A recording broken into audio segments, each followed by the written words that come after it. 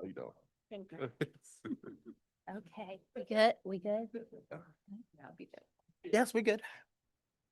The February 10th, 2026 School Board Regular Meeting is called to order. Ms. Tresky, please call the roll. Mr. Cherry. Here.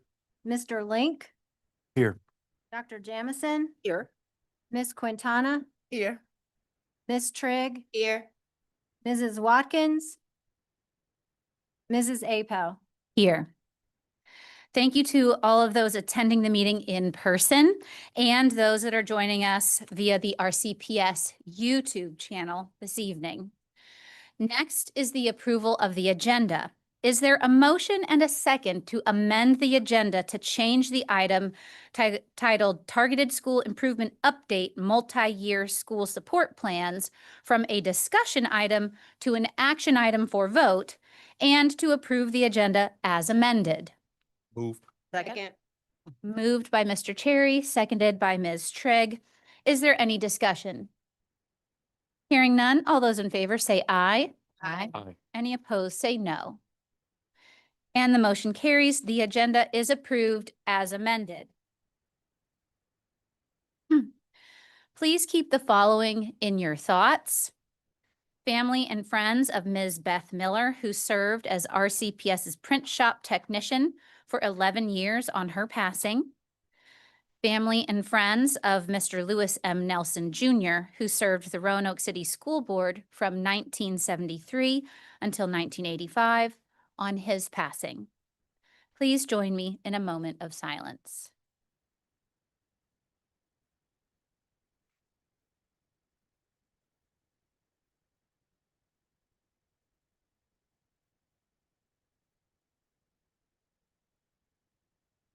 Thank you. Please rise and join me in the pledge to the flag. I pledge allegiance To the flag of the United States of America, and to the republic which stands, one nation, under God, indivisible, with liberty and justice for all.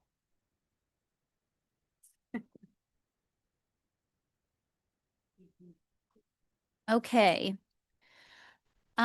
Next on our agenda is the fiscal year 2026 to 2027 budget development. Before we dive into the numbers, I want to ground us in our purpose, our students, to know every student by name, need, and strength.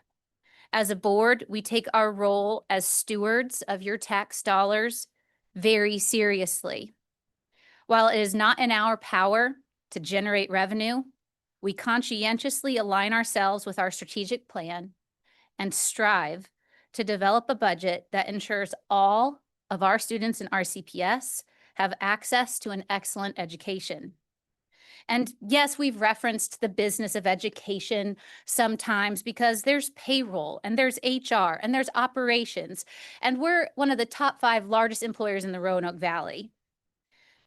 But again, I'm gonna steal from my vice chair. We keep the main thing, and that's education. And every dollar expended is a dollar invested, not in a product, but in a future. So with that said, Dr. White, I will turn it over to you for the budget presentation. Thank you, and good evening, Madam Chair, Mr. Vice Chair, and members of the school board. At this time, I would like to invite our Chief Financial Officer, Mrs. Kathleen Jackson, to come forward to share an update on the development of the 2026-2027 budget ahead of your public hearing on the budget.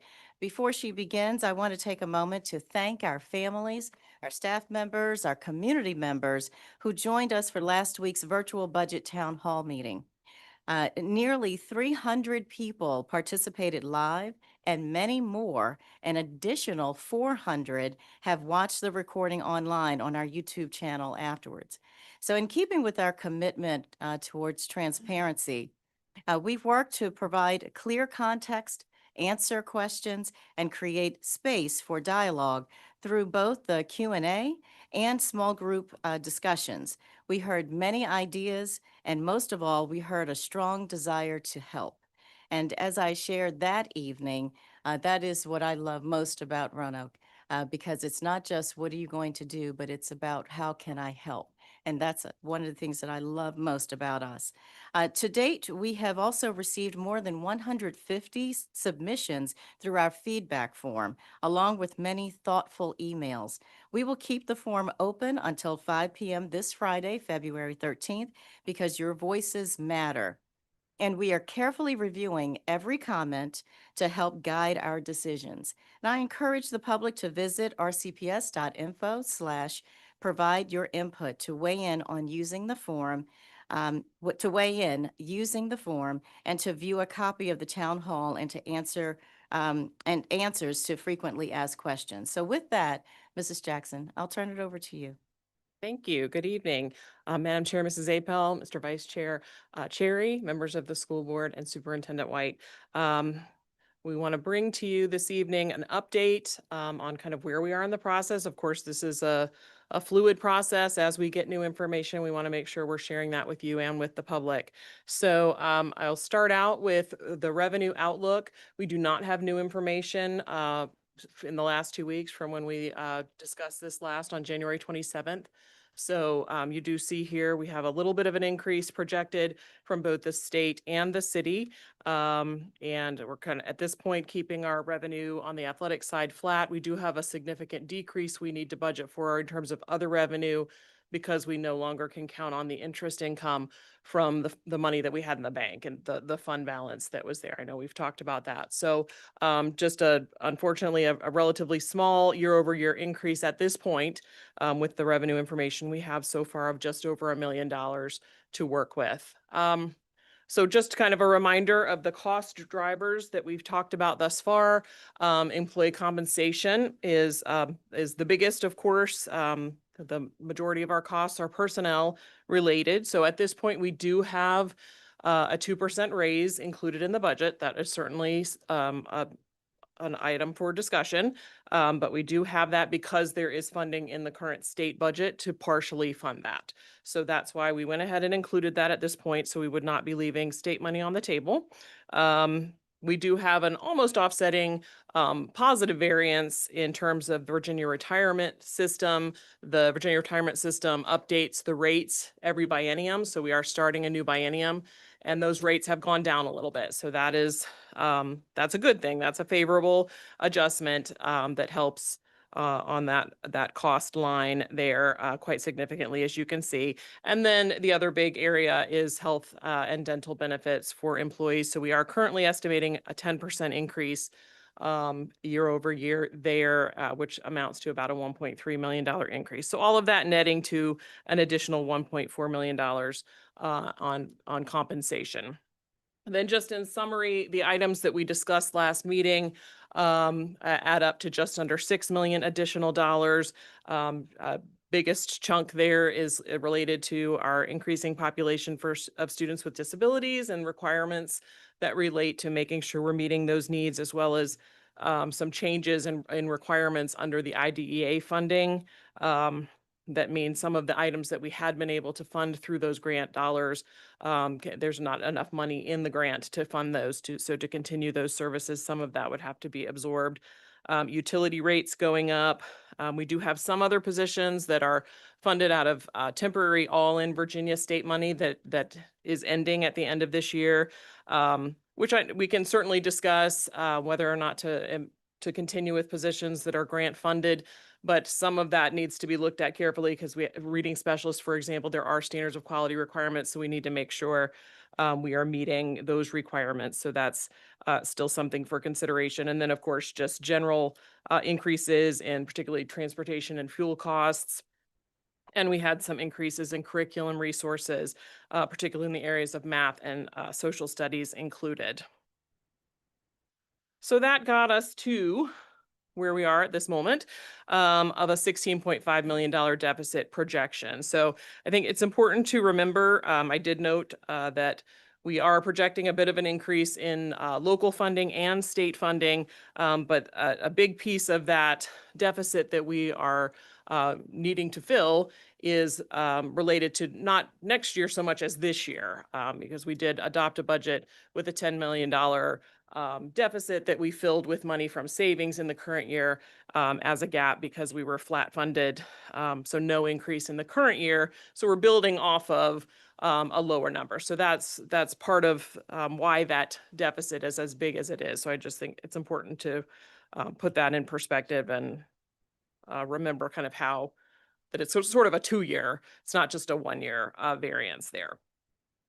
Okay, so some updates.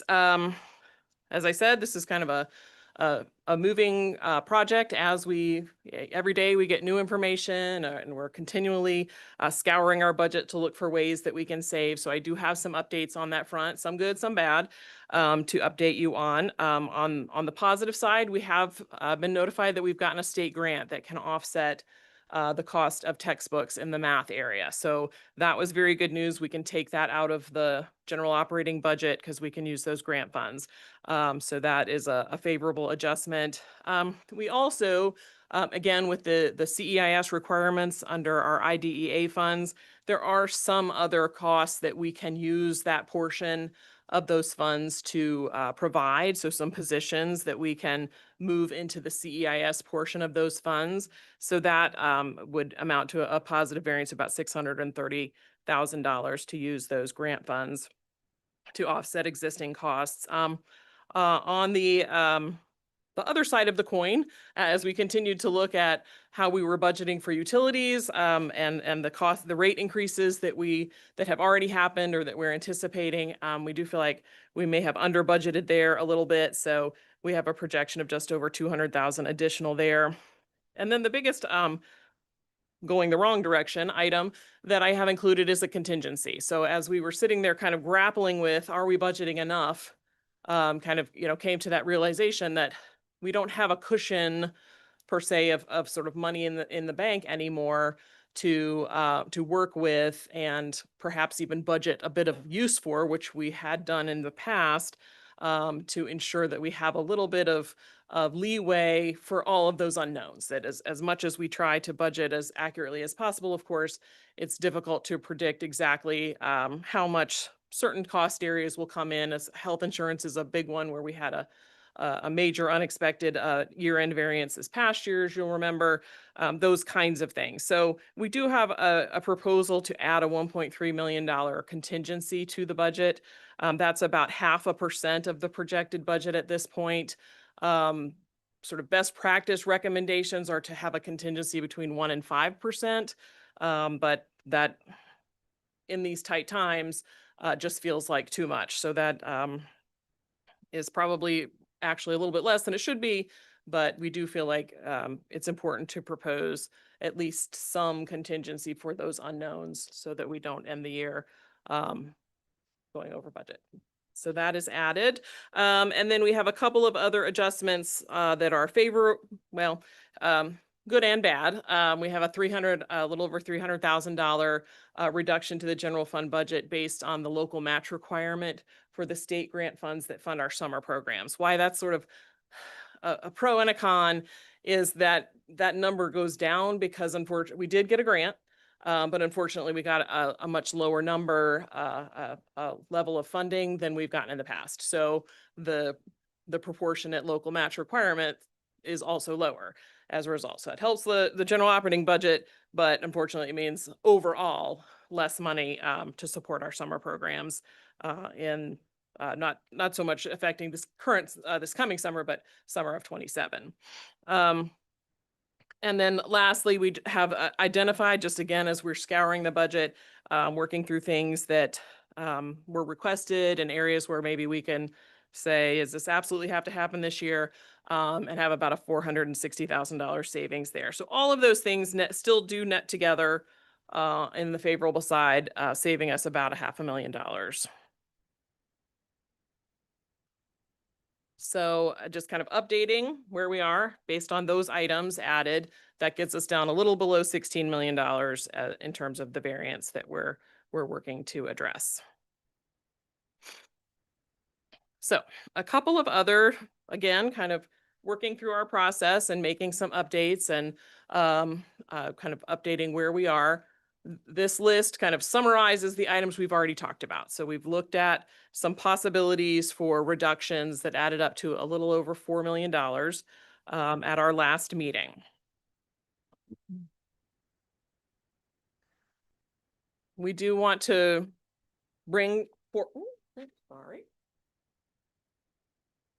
forward for consideration some adjustments to that. One, the biggest at the top of the page would be removing the Community Empowerment Center from consideration. That came to our attention as we started looking at the sort of unintended consequences if we were to move forward with shutting down those efforts. We do have long-term savings tied in with power purchase agreements related to solar that kind of depend on all of the buildings that we've moved forward with solar energy moving forward and fulfilling those savings, right? So we do need to move forward if we're truly going to realize the long-term benefit of those savings with those buildings, which include the Community Empowerment Center. Additionally, we've recently gotten a grant. I think we talked about at a recent school board meeting, a community schools grant that supports the work there. So we would not be able to make use of those funds if we did not continue with the services that that grant was intended to support. So those are some of the reasons why we revisited that recommendation and look to see if there were other ways that maybe we could come up with that amount of savings to offset that. And our maintenance and operations team did come through and identify some ways that primarily in our grounds maintenance that we feel like we could probably reduce our efforts there, reduce our mowing frequency and defer some of the grounds maintenance items that were originally included in the original budget to offset that change. A couple other areas also recommending that we add back a little bit of the cuts that we originally proposed to you, about $55,000 in the athletics area, just because looking carefully at those items for equipment, realize that some of those are related to lease obligations that we certainly want to move forward with and continue those resources. So a little bit of a reduction to the savings proposed there. And then a few additional items for consideration. We are looking at the possibility of using existing staff to provide crossing guard services instead of contracting that out. We think that could save us a little over $100,000. Eliminating lease for one of the Evolve systems, not totally doing away with it. Those are the weapon detection systems that we pop up occasionally as needed at schools and events. That would save about $70,000.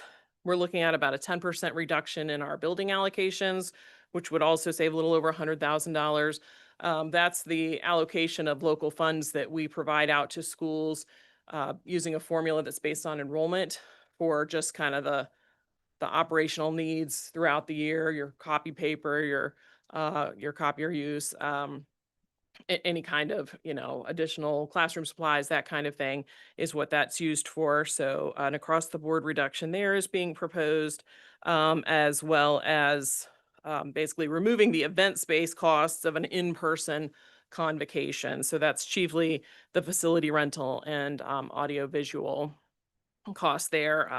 It doesn't usually cost up to 55,000, but that is what the various departments that have a piece in putting that event on had in the budget at this point. So we are proposing removing that. So all of that brings our kind of net reduction up a little bit, about $280,000 to $2.34 million. So that's kind of an update on where we are on kind of the non-personnel or programmatic items that are on the table for consideration. But I know we want to talk about what is our process related to personnel as well, because as we've said, and we know the vast majority of our budget is personnel, about 75%. So we can't get close to a $16 million deficit without ultimately having to talk about positions and people. So with that, I'm going to invite our Chief Human Resource Officer, Dominic McKee, to come up and share a little bit about the process for making those evaluations. Thank you, Ms. Jackson. Good evening, Madam Chair, Mr. Vice Chair, members of the board, student representatives, Superintendent Dr. White. As you know, we have heard from a lot of our employees, and this is a very difficult time for them in terms of going through a range of emotions from fear to anxiety to anger. So we want to try to make sure that we come up with a subjective way in which we identify the positions and objective way to come up with how we identify these positions. So I'm going to talk a little bit about the criteria we're going to use moving forward. So as you know, students are utmost importance in terms of going through this process. So the first one is this position currently vacant, filled, or do we know that it will be vacant for the 2026-27 school year? So we receive intent forms. We get about 99% of our intent forms back. So we know some of the vacancies that will be out there. The second consideration is, how's this position funded? Is it in the general funds, or is it a grant funded position? The next criteria is this position above the number of positions required, or is it not required by the standards of quality? The fourth one is this position in a subject or field that is designated as a hard to staff position? And the last criteria would be, is this position mission critical based on student achievement data and strategic plan goals? And we think that this 5 criteria we can use this to be objective in terms of when we're looking at both vacant and filled positions moving into 26-27. So now I want to talk a little bit about the timeline. So we're asking for the board to approve. Approval is needed for the preliminary category high level budget on March the 10th. And we're asking for the board to approve the reappointment list on March 24th, for the 26-27 school year. This is pushed up. Typically, we ask the reappointment list to be, we submitted in the first board meeting in April. With that being said, once the reappointment list has been approved, and this is for administrators, for professional staff, and also for classified staff, once that list is approved, we can then get contracts out to our employees starting on March 25th through March 27th. That's right before spring break. And then we'll send that through TownNet or Power School. And then we're asking the contracts to be due back by April the 10th. That's the week after we get back from spring break, that Friday. And through all this entire process, we'll make sure we adhere to our employment laws. And if it comes down to it, we also have to look into our reduction in force policy. So with that being said, I'll see if you have any questions, and if not, I'll stand here awkwardly or give it back to Ms. Jackson. Does the board have any questions for Mr. McKee about his presentation? Okay, thank you. Okay, thank you. Okay, we just had sort of one final slide with some additional timeline information, kind of specific to budget development. As Mr. McKee said, we will have opportunity for discussion and input at your work session at the end of this month. The March 10 is when we do need to have approval of the preliminary budget so that we can meet our requirement to provide that budget estimate to the city on or before March 15th, as is required by the city charter. But it's important to note that that is not the end of the process. We will still be getting updated information, I'm sure, both from the city and the state about revenue. We will be continuing our work in trying to hone the details on the expenditure side. So that is just sort of the first step in the process to ensure that the school board approves where we are at that point for forwarding to the city for consideration. I did also want to note that Budget Sunday, what it's typically called, is kind of the point when both houses of the General Assembly are supposed to have their budgets done and made available, is February 22nd. So that's kind of right in that time frame. So we'll have to see kind of how much detail becomes available and how soon after that, but certainly we'll bring whatever we have available to that work session and of course the March meeting as we get those updates on the state side. So. All right, thank you, Ms. Jackson. Ms. Trigg, any questions for Ms. Jackson at this time? No. On this side, Ms. Quintana? I don't have a question. Your link? Dr. Jameson? Barry? Questions? I did have a question myself regarding the contingency budget line item. I just wanted to note or that this is a new line item in consideration for the budget, not because we didn't plan for contingencies before, but this coming fiscal year 26-27 is the first year we do not have a fund balance at play when we are budgeting. So by policy, to date, it still is a policy that the board has. We actually have a minimum value that we were required to keep our fund balance at, so that we always had monies for emergency purposes to access at the board, so that is something that it's new here, but it wasn't something that the division failed to budget for appropriately. And that dollar amount, I think we had kind of adjusted it on a percent, but I know the dollar amount for that fund balance policy had adjusted over the last couple of years due to, inflation and costs and budgets. And that sat at around 12 to $13 million as opposed to what was in this budget of, I think 1.3. So. Yes. Yeah, thank you for that point. I think that's important to know. It's just sort of, we're having to sort of change how we operate. And so, need to look at this. I did, my team did take a little bit of time to look into kind of see if we could benchmark against some other school divisions. And, we did find anywhere from 0.2%, so less than what we were proposing at some school divisions, to about a 1% at some. Some don't do it at all. I did note that those that were on the smaller end are school divisions that are allowed to maintain their fund balance. So my guess is they probably sort of manage that risk and that unknown the way we used to. But I did didn't look at every school division in Virginia, but that it was not uncommon to see at least some portion budgeted to attempt to prepare for just the unknown. Thank you. Mr. Link, you had an extra note or I question? did, and she answered it exactly. Okay. Thank you. All right. And Madam Chair, I'll just say again, thank you for raising that point. That's such an incredibly good point about the contingency. It is important for the board to note and to realize that budgeting, even at 0.5%, is a risk. And that's a risk because, again, because of the abrupt change in the city council's school funding policy, that we don't have an off-ramp, right? There was no ability to kind of long-term plan or to even phase. And where we had a fund balance before that could serve, if we had cost overruns in utility costs or in healthcare costs, then we would have been able to utilize that. So because of this abrupt kind of policy change, now we've had to plan differently.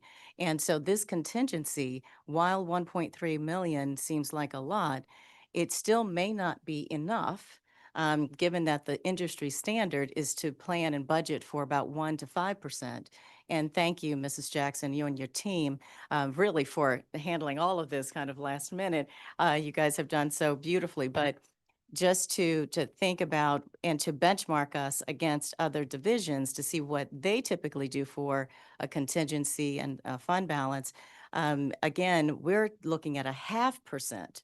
That is our recommendation to you, to look at least 0.5% to budget for that, so that we can try to guard against overspending and cost overruns. So I just want to say that just for your consideration as you're moving forward with the budget.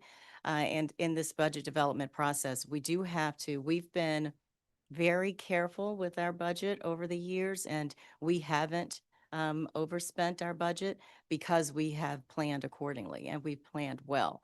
So I do think we should at least have that 0.5% contingency in there for cost overruns, if not more than that. Thank you. Thank you, Dr. White. What, do we have multiple? All Sorry. three of us. All three of us. So we can start with Dr. Jameson. Well, all I was going to suggest is on that note is to remind ourselves as well as the public, for example, last year, which is affecting everybody, healthcare costs escalated. And had we not had fund balance available, we would have found ourselves with $5 million worth of problems. That's what I was So, gonna say. So that was the only point I was going to make. Thank you. Mr. Link.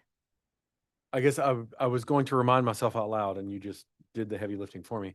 0.5% doesn't feel like enough of a cushion, and we could look back to our own operating history to cost overruns that have overshot that.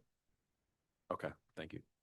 Call it overspending. And I think the point we're getting at is it's not an overspending problem. It's the potential of a variable, volatile market and changing prices. Yeah, thank you. If I used words otherwise, I apologize. That's not what I meant to say. No, I mean, a lot of times we don't No, know what you those didn't. healthcare costs are going to actually come out to be until we get the bills, until we see where and kind of End of the day, employees it's a- are at the end of the day, and what costs are come in kind of at year end. Same thing with utility costs. Everybody understands that those utility costs kind of fluctuate. So some of those things are a little unpredictable. And so we've had a fund balance before where we were able to kind of right size if we needed to. Given that we had to return the fund balance to the city, we no longer have that. So our recommendation is that we still build in some contingency for just in case. Ms. Quintana, did you? Well, technically, Dr. Jameson and Mr. Link said the same thing, but I'm just gonna repeat it again for layman's terms. We had this money we had to give back, but that money, we were supposed to be allowed to use it in moments like this. Correct? Yes. And I just want to make sure everybody understands that just in lame terms. Barry? Just to clarify, the fund balance idea was proposed by the city council, correct? Yes, with this, the funding policy that was amended back in 2011, the first amended school funding policy. Yes, thank you. Did either of our student representatives want to contribute or have any questions? Thank you. My apologies for waiting so long to get to you. Dr. White, are we ready to move on to the next portion? Thank you, Madam Chair. I'll turn it back over to you to open it up for public hearing. Got it. So 1E, this is the public hearing on the fiscal year 2026-2027 budget. This is a public hearing, which means your voice is a critical part of the process. We are here to listen to your feedback. Public input is not just a formality. It is a vital part of the budget development process. And in fact, all of the processes that we go through here as a division. It also reinforces our commitment to transparency and communication. In that vein, I would like to remind the public, as Dr. White already has done, that you can continue submitting questions and comments regarding the 2026-2027 budget through the budget feedback form that's located on the RCPS webpage. I believe it was also pushed out through the text notification from Roanoke City Public Schools as well. And that will remain open until Friday the 13th at 5 p.m. So with that said, Mr. Cherry. Friday the 13th is a good day. Yes. Mr. Cherry, do we have any signups for the public hearing on the 2026-2027 budget? Yes, we do. And the school board values open communication, and we look forward to receiving your comments. We encourage all participants to engage in civil discourse and ask that you keep your comments respectful in helping us achieve this goal. This ensures regular opportunities for the public to address the board and allows the board sufficient time to conduct its business. Citizen comments offer an opportunity for the public to inform the board. The board and superintendent generally do not respond to comments made or questions posed. All individuals are urged to provide written copies of their comments or other material supporting their views to the clerk of the board, who will ensure dissemination to board members. Staff present at the board meeting and whenever possible will assist you with your inquiry. When you get to that center podium, please state your name for the record and state whether you reside in Roanoke City or not. We ask that you keep your comments to 3 minutes. Speakers may not cede their time to another individual. There is a light at the center of the podium. That light will turn yellow when you have about a minute left. And then let me just say this now. I apologize if I say any of your names wrong. All right, just please correct me, and we'll go ahead and get started. All right, is Derek Cackness here? All right. Excuse me, Madam Chair, are you opening the public hearing? Yes. The public hearing is now open.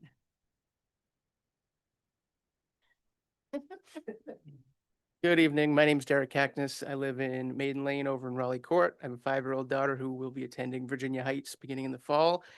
I want to take this chance just to say thank you to this board for the work that you've done. I know it's been a stressful last 12 months and particularly last 3 months or so.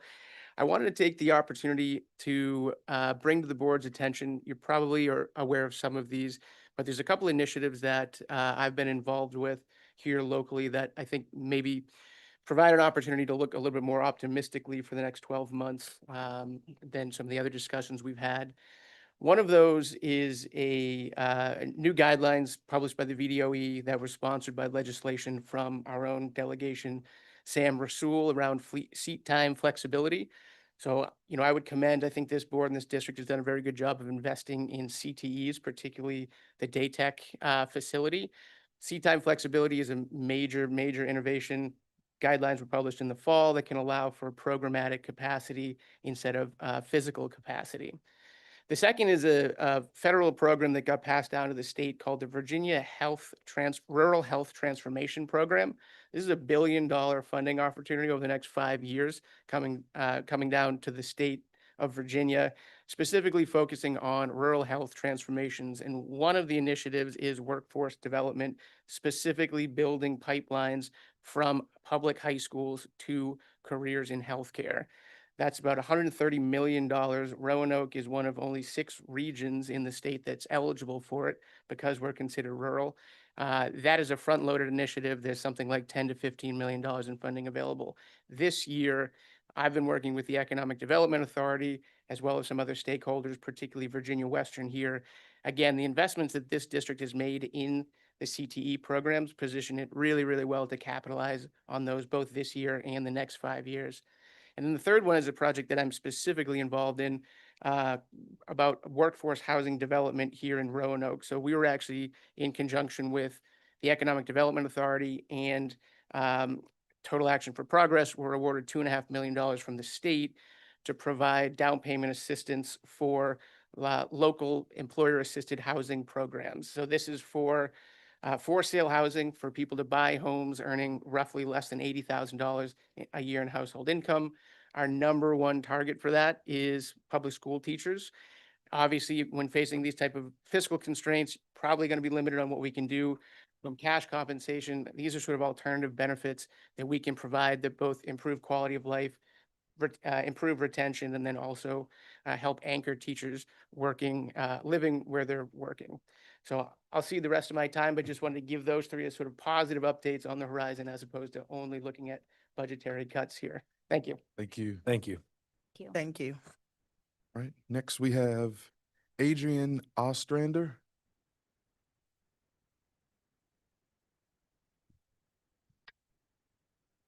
Good evening, members of the school board. My name is Adrian Ostrander, and I am a 3rd grade student at Highland Park Elementary. I know you are facing hard choices right now, and I want to thank you for the work you do. I'm here tonight to speak for myself and my classmates because these decisions affect us directly and our voices matter. It makes me sad that so many programs are at risk. Every program on the list helps a different student find their place. For me, that place is Play-Doh.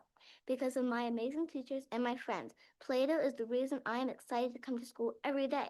This program is important because it challenges us and helps us grow. Every student deserves to be challenged at the right level so they can reach their full potential. Play-Doh teaches us how to think creatively and solve the kind of complex problems our community will need us to solve one day. I wish we could fix these funding challenges without losing any of these special programs. Maybe the city, the school board, and families could work together to find creative solutions because these programs matter to students like me and to the future of our community. Thank you for listening to me and for considering the voices of the students you serve.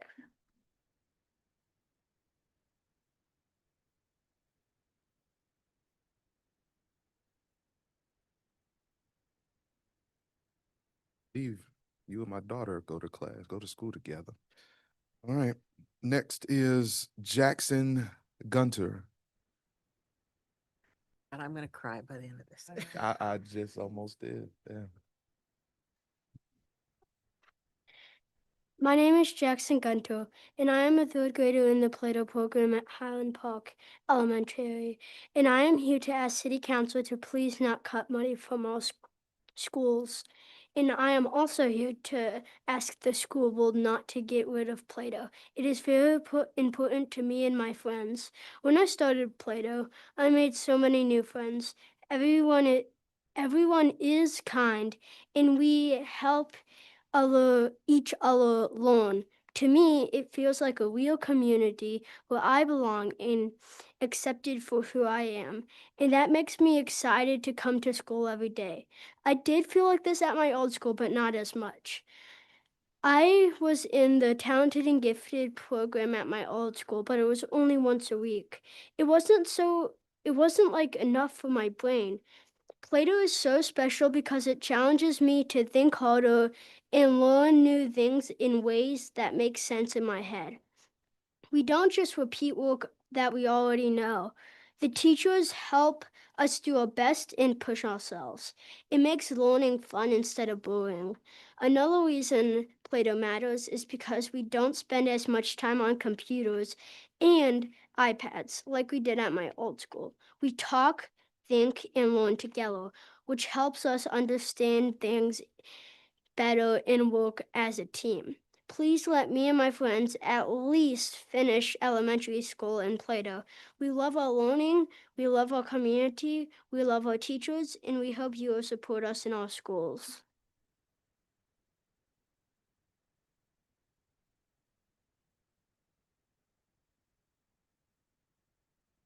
Brianna Gunter. God, is it a bolt? Hi, everyone. Thank you for letting us all talk. My name is Brianna Gunter, and I am Jackson's mom. He's a third grader at Highland Park Elementary Program, as he said. I am deeply disturbed by City Council's decision to defund education while prioritizing more short-term choices over our students. And I can't imagine the position that you all face. Programs like Plato are not extras. They strengthen our entire community. They attract families to Roanoke, improve educational outcomes, and build a culture of excellence that benefits everyone. Cutting funding from our schools may look good today, but it weakens our foundation for tomorrow. My son Jackson is an incredibly bright and curious individual. Before Plato, I do not like public speaking as much as my son. Before Plato, he was fine academically, but he was disengaged. He would finish his work early, felt bored, would get in trouble for being a distraction, and spent long periods waiting for others to catch up. His curiosity wasn't met, and over time, his motivation suffered. Since entering Plato, we have watched him thrive. He comes home excited about what he's learning and eager to return to school each day. The increased rigor has strengthened his confidence, perseverance, and love of learning. And being surrounded by intellectual peers has helped him feel understood, socially engaged, and comfortable being himself. This program has made a measurable difference in his well-being and sense of belonging. Plato serves students whose educational needs are just as real as any other group. As we've seen with Jackson, these students require depth, challenge, and appropriate pacing, needs that general classrooms just cannot meet. When those needs go unmet, we lose potential. Students disengage, underachieve, and in some cases, which I'm afraid might happen, families leave the system entirely. Cutting funding to our schools is not a responsible solution by City Council, and I'm hoping that they're listening to all these messages tonight. If these programs can't truly be funded, I hope that they step up and give our CPS the resources to at least fund these out responsibly. Abrupt closures are going to cause lasting academic, social, and emotional harm to students, families, and this community. I am not asking for a privilege for my son Jackson. I am asking for him to receive an appropriate education. Our responsibility is not to level down opportunity, but to protect what truly matters. If Roanoke is really ready to show a better way forward, one that protects children and strengthens families, like Mayor Cobb mentioned, then I really urge our leaders to make urge our leaders not to make a permanent decision based on temporary numbers. Thank you for your time.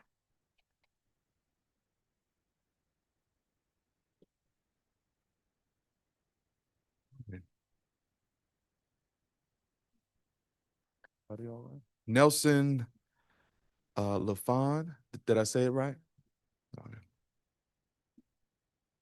Okay. Good evening, members of the board and Dr. White. My name is Nelson LaFawn. I am a resident of the city of Roanoke. I'm here to express my concerns about the potential discontinuation of the Play-Doh program, both at Fairview and Highland Park Elementary School. I have a daughter in 3rd grade at Highland Park Play-Doh program and a son at Woodrow Wilson Middle School right now who completed 3rd through 5th grade at the Highland Park Play-Doh program.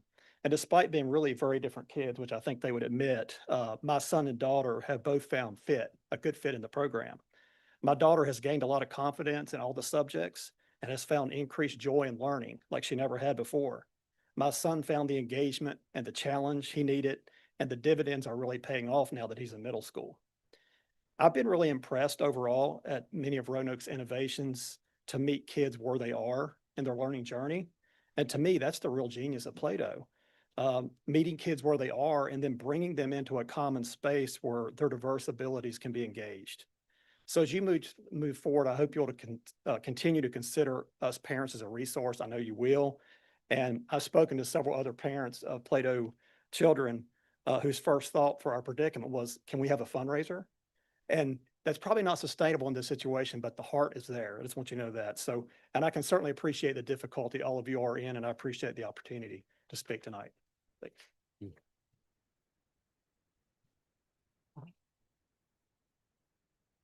Our last speaker is Olive Copplestone.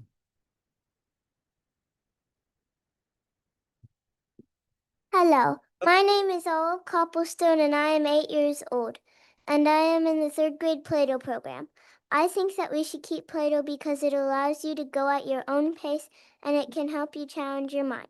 My experiences in Play-Doh have been wonderful so far.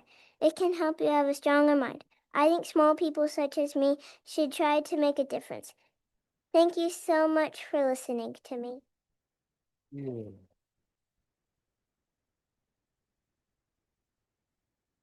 Grab that mic, didn't you? Thank you all for your comments, and we appreciate the support. So we're in this together. Yes. And really, thank you to everyone for taking the time to speak with us and to submit your feedback. As we said earlier, we really value the feedback of our community. Public input is important as we make decisions on behalf of all students in Roanoke City Public Schools. All right, and on to the next section, our recognitions. We always look forward to our recognitions. Mr. Williams, Executive Director of Technology, would you please come forward and introduce our first recognition of the evening?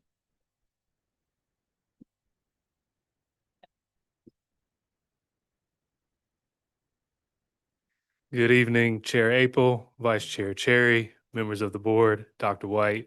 To those in attendance and to those joining us online, I have the honor and the privilege to introduce to you tonight Mr. Lucas Fraynard, our Coordinator of Technology Information Security and Connections 2025 IT Superhero Award winner.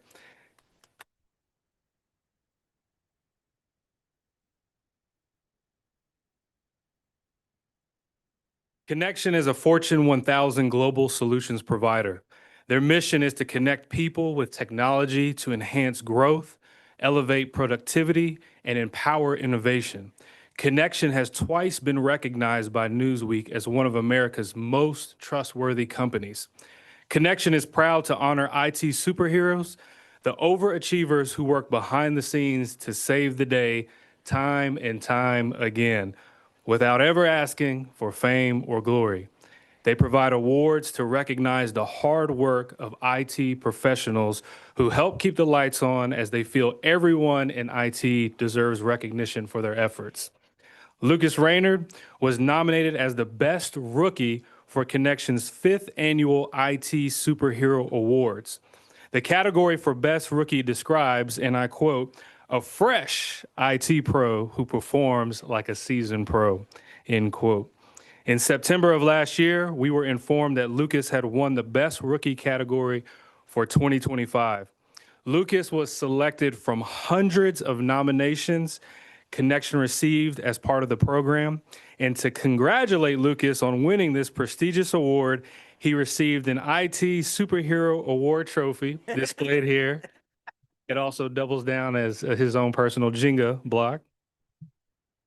And Connection made a $1,500 donation in his name to Feeding America.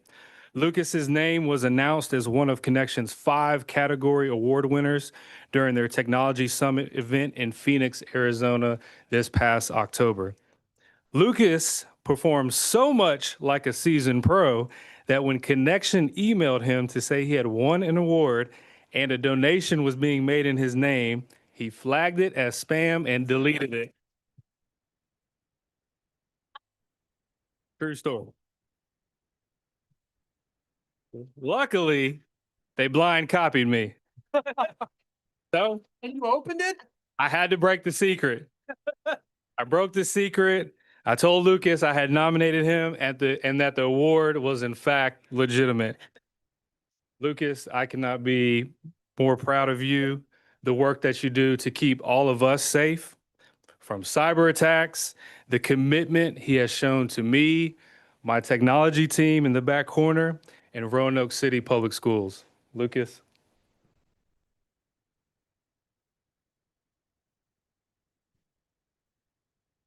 Good afternoon. I just want to thank the school board, Dr. White, Wesley Williams, Chris Perkins, and the technology team back in the corner for their unwavering support of information security.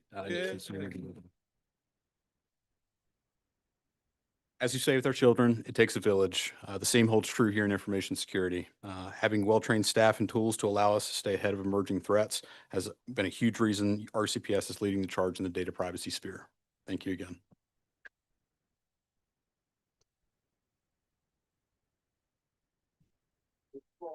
Before you do that, the whole tech team had their own dance over there just now. Can y'all do it again?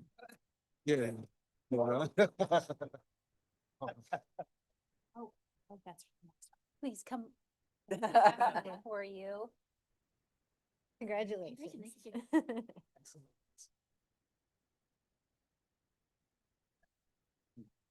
Congratulations, well deserved.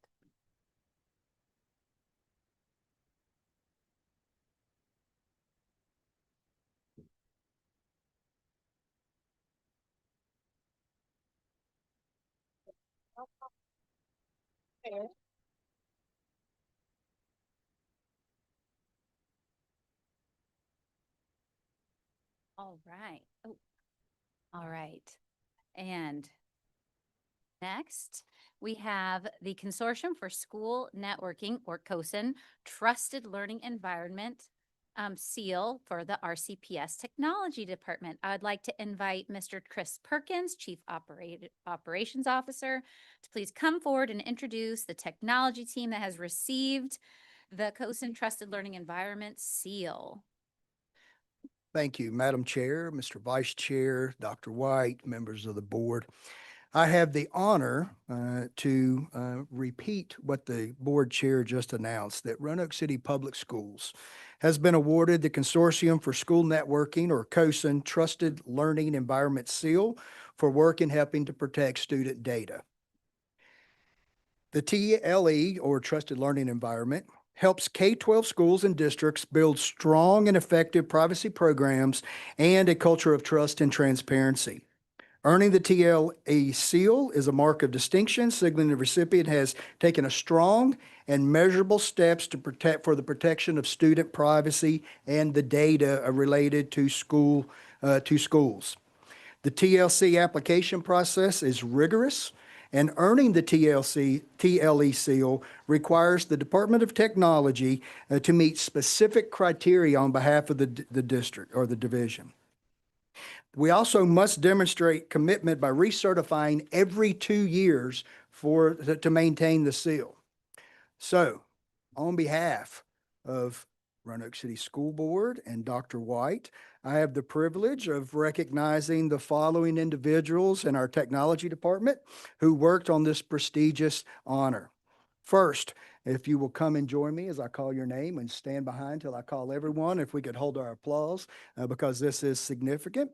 First, Mr. Josh Adams, Mr. Jason Carter, Mr. Stephen Dean, Miss Stacy Horn, Mr. Lucas Renard again, Mr. Britt Simmons, Mr. Dan Smith, Mr. Howard Swank, Mr. David Whiting, Mr. Keith Newcomb, Mr. Ernie Arnett, and our Executive Director, Mr. Wesley Williams.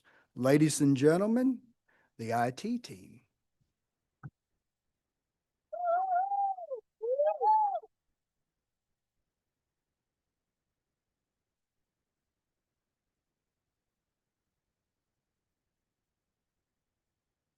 Thank you, Mr. Perkins.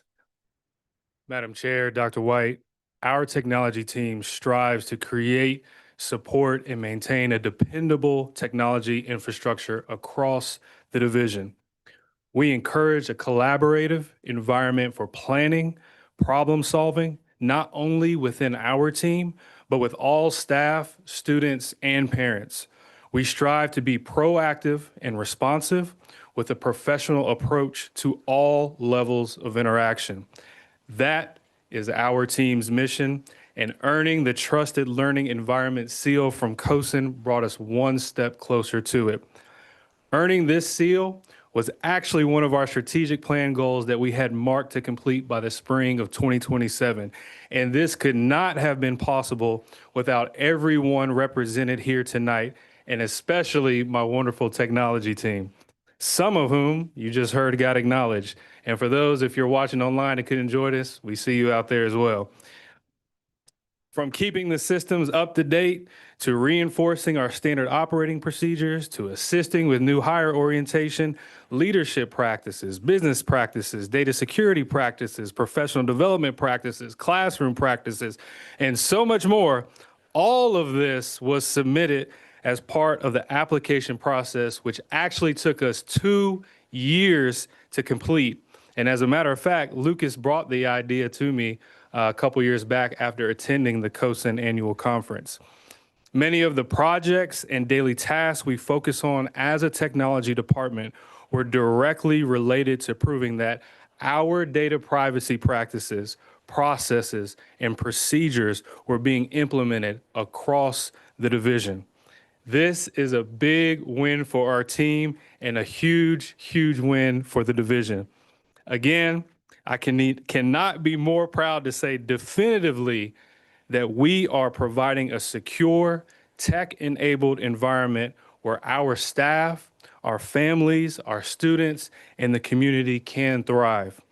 It's with sincere gratitude that I say thank you to all of you. Thank you to everyone who helped in this effort, from Lucas to the schools, to Carrie Gates, Claire Mitzel, Dr. Poland, our staff for putting up with the MFA request. We see you. Thank you. Dr. Durham, Patty Sheedy, Dr. Siebert, for those who have worked through the 20-question software approval process. We see you too. Thank you, thank you, thank you. I am truly humbled by this achievement. That said, I do think it's important to state that this seal does not inherently prevent us from being attacked.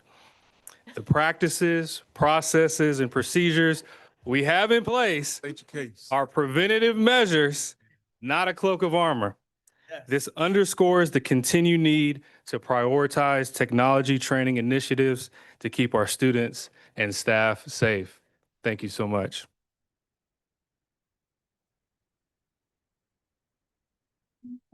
And we do have a recognition plaque. And then, Ms. Mitzel will make you get a picture. Yes. Oh, look at that. Congratulations. Great job. Oh, yeah. It's good to see you again. Congrats. And then this is for your cover. So, Great job. Again. Great job. Great job. Good job. Well earned, well earned. Good job. Well done, technology committee member. Great job. Yes. Well done. Well done. Thanks for everything you do. Congratulations. Thank you. Congratulations. Congratulations. Thank you. Congrats. And thank you. Yeah, I know. Down tomorrow. Gotta get the picture for you. Well done. Well done. Oh, the picture too. Yeah, appreciate you. Thank you. Congratulations. I'll give it to you later. Yeah.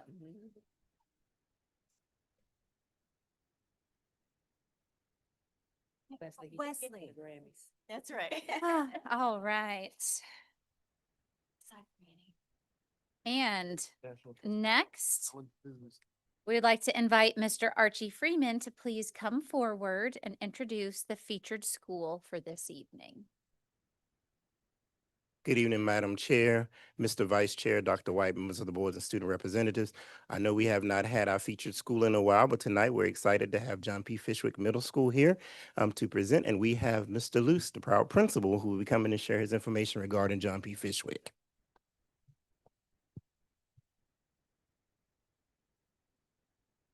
Good evening, Madam Chair, Mr. Chair, student representative, school board members, Dr. White. I want to say a couple of things first before we get started. That was amazing to hear from these kids. Yes. If that doesn't impact you, nothing will. And the other thing is Wesley and his group's not in here, but one thing that sticks out to me that they always said is if you move your feet, hit Control Alt Delete. So you can remind them that when they come back in here. I said that at a meeting. I don't know if it was Lucas or Wesley, but we're going to give Lucas credit tonight because he does such a great job with security. Anytime we call him at the schools, if we have an issue, he's right over there because that is our #1 priority is safety and security for our kids and our staff. So great honor for that team. So I appreciate that. All right. So I guess we're going to hit this button. All right. So I appreciate the opportunity to be able to talk tonight. Just a little information about John P. Fishwick. We have a very diverse population. We have about 450 students right now. We have 10 different countries represented and 7 different languages spoken at our school. Our school overview, one thing we're very proud of, we are no longer identified as a TSI school anymore. So yes, we are very excited about that. And we were top 5 in Region 6 in reading growth of all the schools in Region 6. So we were very happy to see that come through also. Some of the interventions that we've been using this year, we've been using Lexia. We have our Saturday school program where we do about 23 Saturday schools. We average about 20 to 30 kids every Saturday in that program. So we provide them a breakfast. We have them come in and we have them work on their, they can work on Lexia or they can work on a program on the computer. We're doing our ILT meetings and our monthly department meetings. We do those weekly. And strategies that are increasing our achievement, we're using authentic literacy across subject areas.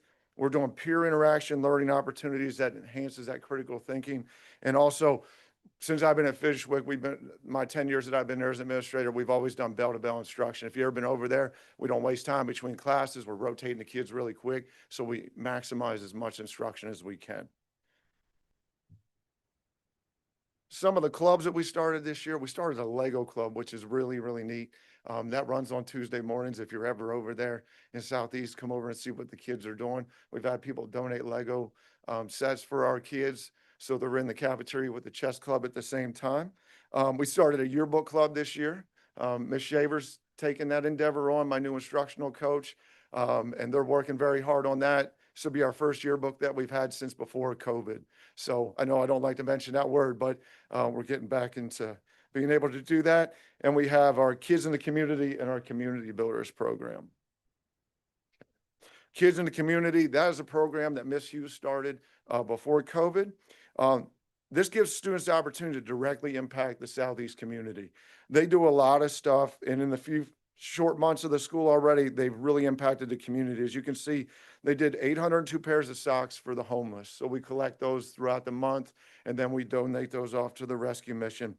They made Thanksgiving baskets for the Friendship House nursing home. Multiple community cleanups. We have the Southeast Plockers where they go out every week. And they're with I Heart Southeast. They work with Sunny a little bit. So they go out and they pick up trash in the community. We actually made the front page of the Roanoke Times when they were dressed up in their Halloween outfits while they were out there picking up trash. It was great. It hangs in my office. So if you're ever over there, I'll show it to you. And they made Christmas cards for the veterans also. These are some pictures of some stuff that they were doing. This is when they put the bags together and also when they went around the community cleaning up. So we have a short video here. The kids didn't want to come up and talk. They're here. I'm going to bring them up later, but they were afraid to talk. So we made a video so they felt more comfortable with that.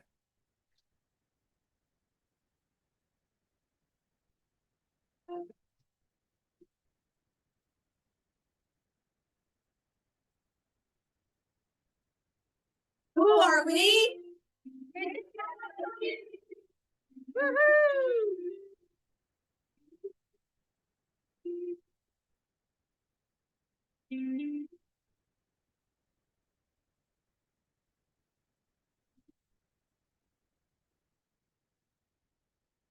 This past October marks our 6th year of our annual sock drive to help the homeless stay warm and safe. This year we passed our goal of 500 pairs of socks. We collected over 800 pairs of socks and that we donated to our rescue mission right here in Southeast Roanoke. For the past 7 years, we made our Thanksgiving bags and have donated them to nursing homes in the area. What it really means to me and really reminds me of is Thanksgiving and what you're really thankful for, and to always be thankful and grateful for what you have. I love that we are making Christmas cards for all veterans. I'm thankful for the service they have done for us. And I also like all the different ideas we have for the cards. We have all different colors, and Merry Christmas to all the veterans. Pay It Forward Day is a worldwide event that takes place on April 21st. We held our first annual Pay It Forward Day last year. The concept of Pay It Forward Day is to do something nice for someone else and start a chain reaction. Pay It Forward Day is just simply a wonderful day. In the fall of 2021, Sunny Perviance and iHeart Southeast welcomed kids in the community as their official junior plockers. A plocker is someone who picks up litter while walking. We've had a blast blocking in our Southeast neighborhood every Monday afternoon during the school year. I love how I get to help people. I love our little snack that we get to eat. I love the teachers and the people that I get to help, from the little things to the big things. I love kids and community.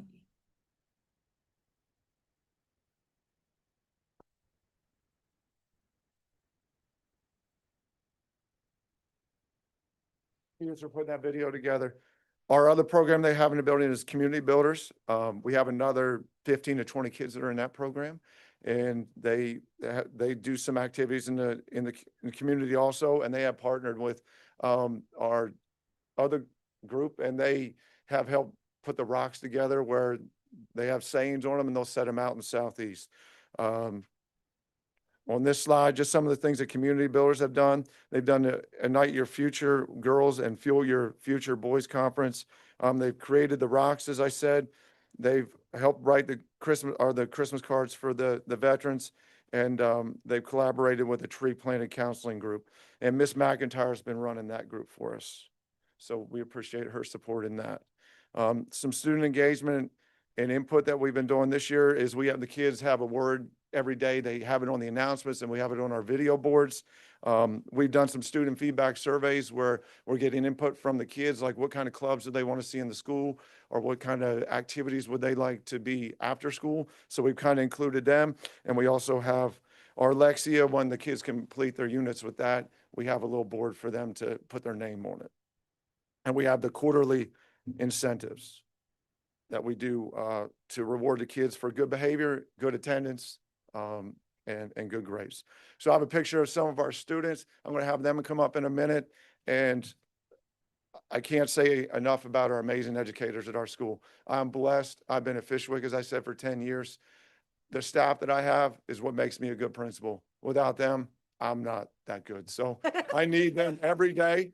They show up to work and they support me. And it is true. You're only as good as the people that you surround yourself with. I have people that will challenge me and not always agree with me. And I want people to do that, to hold me accountable. And that's what helps me be a good principal. So I appreciate everything that all my staff does. So we had holiday cards for you guys because we were supposed to be here in December. So you guys can either open them up next holiday or you can open them up now. And we also brought you some candy grams that the kids are doing right now for Valentine's Day. Thank you for this opportunity. I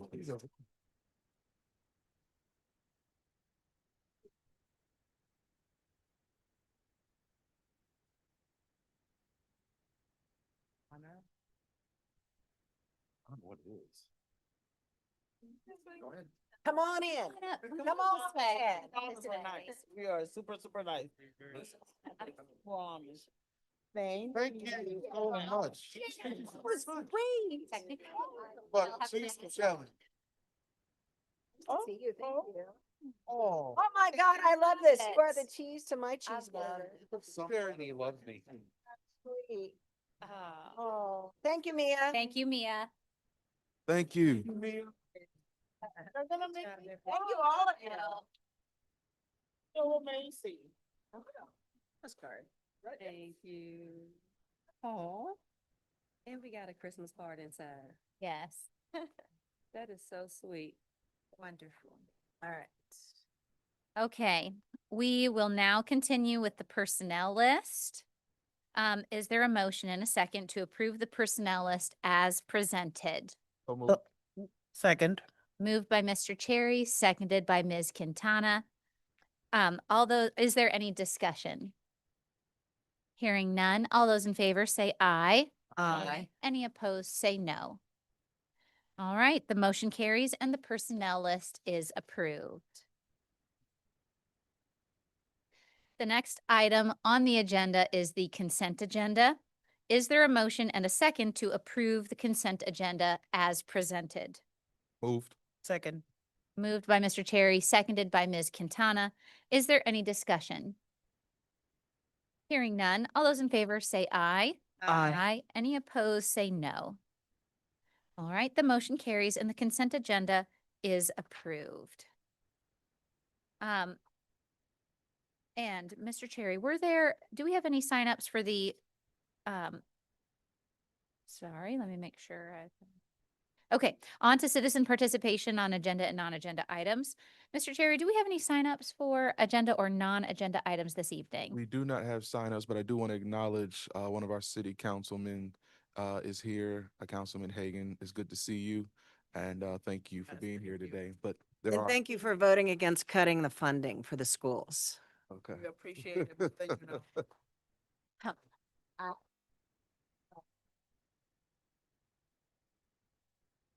And I perfectly cannot see him. Hello. So I can see a purple arm. So, all right, moving on to the superintendent's reports. Dr. White, please provide your superintendent's updates. Very good. Good evening again, everyone. And this evening, we're bringing forth 2 items for your information and your consideration as well. Approval of the multi-year school support plans and an update on the boundaries study. And Mr. Perkins will also give you an update on where we are with Preston Park Elementary School. So before we get to our agenda items, I would like to highlight a few items for the board and for the public's information. Last week, our English Language Arts Department hosted our annual RCPS Spelling Bee at Lucy Addison Middle School. Congratulations to all of our middle school students who participated. Matilda Schleppner, an 8th grader at James Madison Middle School, won in 19 rounds with the word Medusa. And Nicholas Rao, a 7th grader at Woodrow Wilson Middle School, was the runner-up. Matilda will now compete in the Regional Spelling Bee at Radford University in March. So let's give both of them a round of applause. Good. Congratulations to them.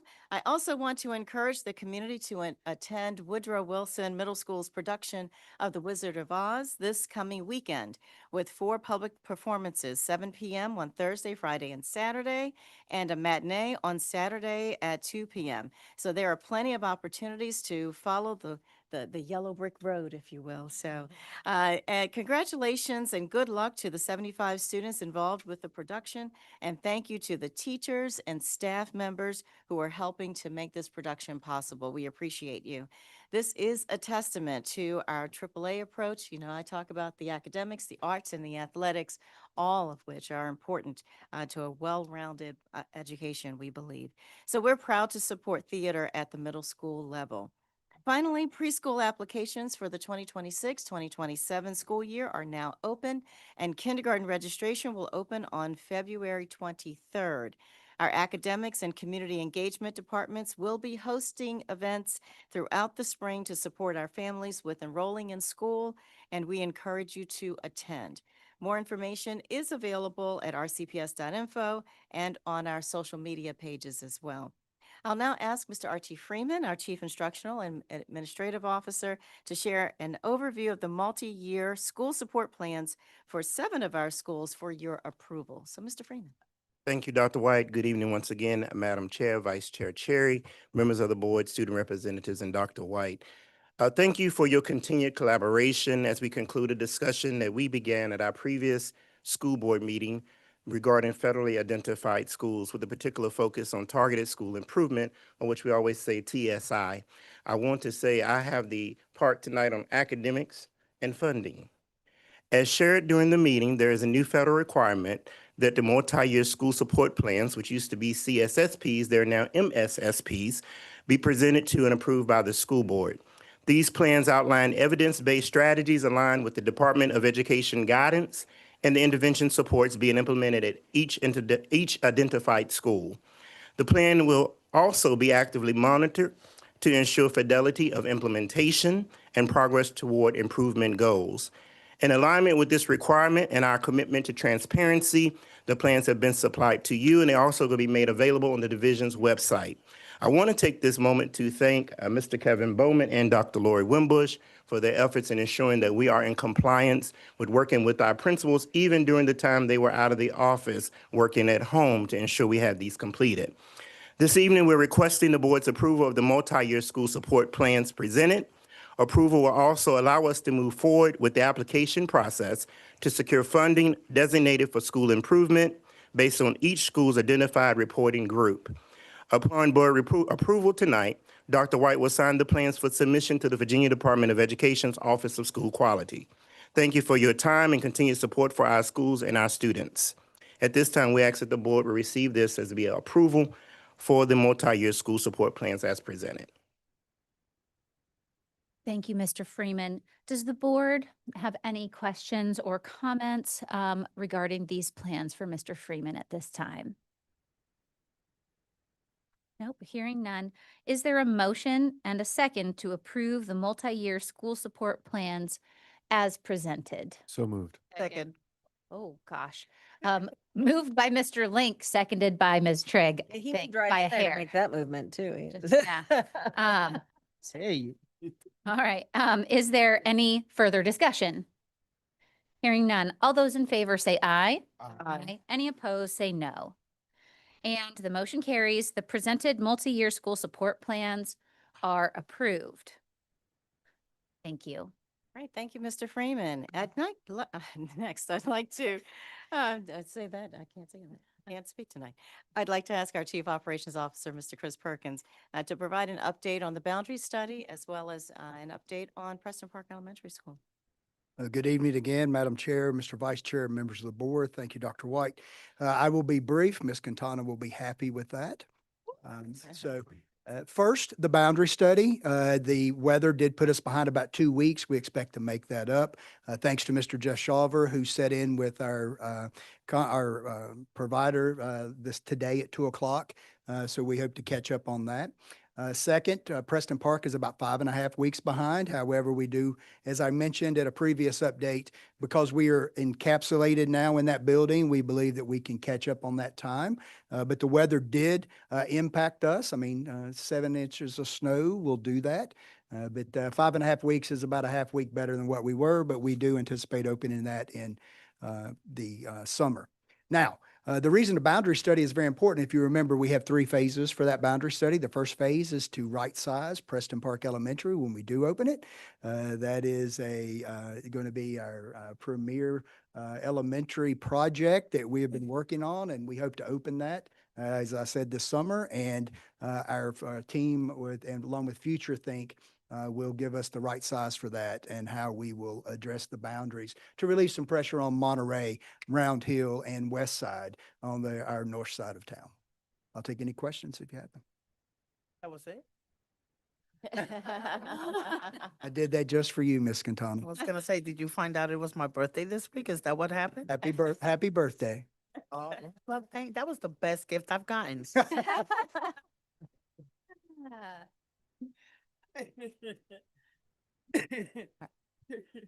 Thank you, Mr. Perkins. Does the board have any questions at this time?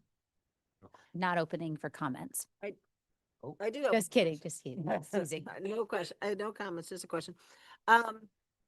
So when do you think we can expect, because there's a boundary committee too after you do that, when do you expect that to convene?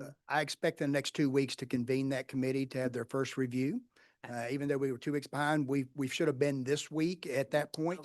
But we want to make sure that we get it right from Future Think and hand it over. And the weather impeded us a little bit with that as well. So in about 2 weeks, we expect to have that committee convene.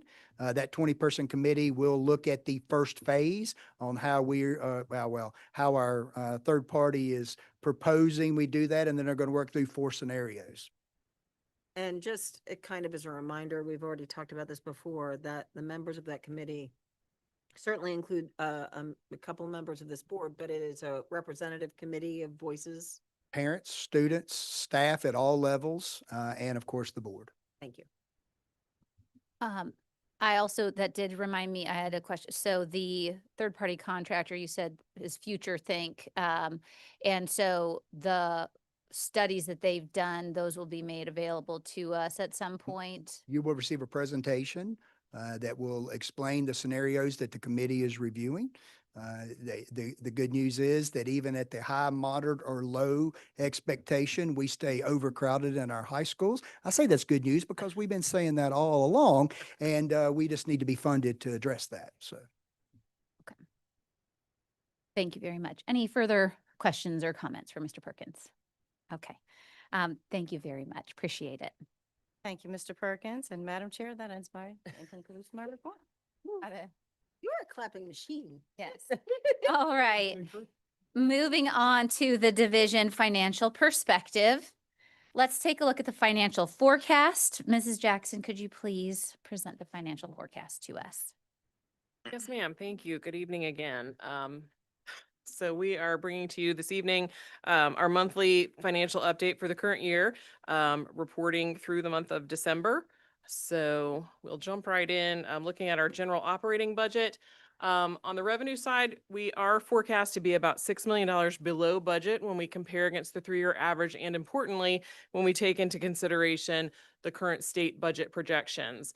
I know we talked about that at the last meeting, the update that came as of December, so this is reporting on December, that we do want to make sure we're taking that into consideration. Of course, it's not finalized yet, but we do want to make sure that we're keeping an eye on the updates to the revenue forecast so that we can adjust if needed accordingly. So I will make sure that I'm updating this as the General Assembly work happens. If that changes, we'll make sure we reflect that. So we're staying current with our projection. On the expenditure side, fortunately, we are also forecasting to be below budget on that side, forecast to be about $5.8 million below based on comparing against the 3-year average of where we were halfway through the year, the last 3 years. So we always like to look at, importantly, where we are compared to the amount that was appropriated to the school board, which of course we're in good shape there.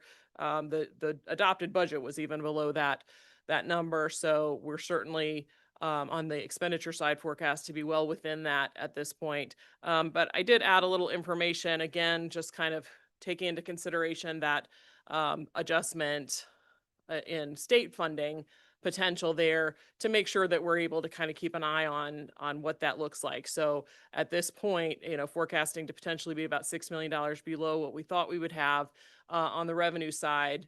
Expenditure variance there makes up most of that, but we would be projected to potentially be about $200,000 overspent with revenue exceeding, with expenditures exceeding revenue potentially. So that is absolutely something we'll want to keep an eye on.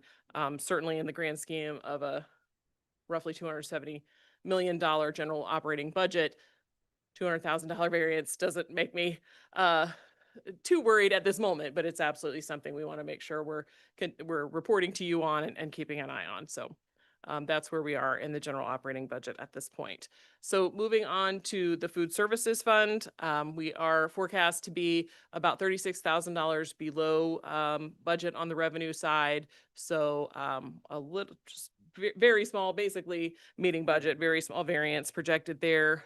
We do have a larger variance, favorable on the expenditure side, forecast to be almost $500,000 below budget on the expenditure side based on our experience through December when we compare against the 3-year average of experience for the first half of the year over the last 3 years. So also looking at our appropriated amount on that side, again, looking fine in terms of coming in under that appropriation in the food services fund. And then we are required to maintain a fund balance in that fund. The food services dollars are federal dollars required to only be used on food service. So we did adopt a budget that projected to use about $730,000 out of fund balance on food service and kitchen needs. So were we to end the year based on our experience that we've seen thus far through the first half of the year, we would only be using about $280,000 out of that budget. So we'll see how that moves forward.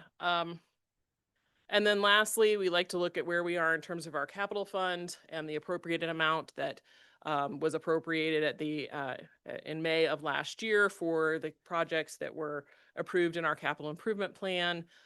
So we did use almost 10 million of that last year, have used about 620,000 so far this year, about 7 million left. The vast majority of that is Preston Park, as you just heard about. That is ongoing. And so expect the majority of that to be used up between now and the summer when we open that school. So that is what I have for you this evening, but I'm happy to take questions or comments.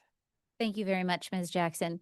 On this side, Mr. Wade or Ms. Trigg, any questions for Ms. Jackson? Okay, great. On this side, Mr. Lopez Ortiz or Ms. Quintana? Mr. Link, Dr. Jameson, okay. Vice Chair Cherry? No, thank you so much for your report. Thank you for all the work that you and your team are doing. Yes, thank you very much. Thank you.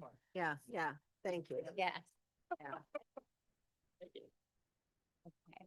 And staying right there, let's look at the financial statements. Ms. Jackson, is there anything unusual to report this month? I don't have anything really to add for the detailed statements unless there are questions, other than to mention that every quarter we do add a little bit of information and provide the details of our purchasing activity. And so that is in the report this time. So I just commend that to you as a little bit of additional details for you this quarter. Okay. Thank you very much. So the statements will be received and filed. Thank you, Ms. Jackson. Thank you. Okay. On to committee reports. We'll start from this side. Do we have any reports to come out? Or for our student representatives, did we have any reports from your schools? Okay. Okay, that's true. That's right. Okay, got it. Okay, and all right, Ms. Trigg, any committees to report out from you? No reports for me. Got it. Ms. Quintana, any committee reports? Mr. Link? No reports, maybe in 2 weeks after the committee boundary committee gets. Wonderful. Dr. Jameson? Two brief reports. One, that our audit committee has our next meeting scheduled in March, so we will have a report on that then. Second, the Roanoke Valley Governor's School did meet. I was unable to attend, so if I get anything wrong here, I'll be looking at Ms. Winterware or Dr. White for all of this, but it sounds like it was a very productive meeting, in part because they named a different chair. It's not me. So so that was good. Project Forum was last Saturday, and it was a really good representation of Project Forum students from Roanoke City, as well as the other divisions, but really quite an impressive list. I couldn't be there because I was at the Comic-Con with a bunch of my own students from Virginia Tech, but the lists of projects that we submitted were fantastic. Also, recently, I believe I reported out at our last meeting that the Gov School recently went through an evaluation performed by the VDOE, which happens periodically. And the outcome of that was that, they talked to community members, superintendents, school board members, parents, all kinds of people to get input on our Gov School. And the evaluation team reported that it was very positive and one of their best evaluation visits. There were some minor tweaks, which is to be expected, but all around, the commendations by the team exceeded the last evaluation visit. And so we should be very proud of the work being done at the Roanoke Valley Governor's School. I think, in terms of recruitment, they seem quite pleased with the number of recruitees that they have found for next year's. About 232 students have registered to apply to Gov School for next year so far. And the next meeting will be Monday, April 13th. Thank you very much, Dr. Jameson. Vice Chair Cherry. All right. And then for me, I was going to note the audit committee, but Dr. Jameson did that. And the technology committee, we have rescheduled for a couple weeks from now, I believe. And PG and the policy, governance, and legislative priorities, there will be a lot of forthcoming updates too during the legislative session. I know the city's legislative committee met. We're looking at, I think, the next meeting of the city's legislative committee, which includes Ms. Trigg and myself, I believe is scheduled for March 2nd off the top of my head. Does that sound right? And I also wanted to note that there was the school board city council joint task force, joint finance task force. That work has been concluded, and so there are no future meetings scheduled for that committee. All right. So as far as ongoing business, did we get all the committees, I think? Okay.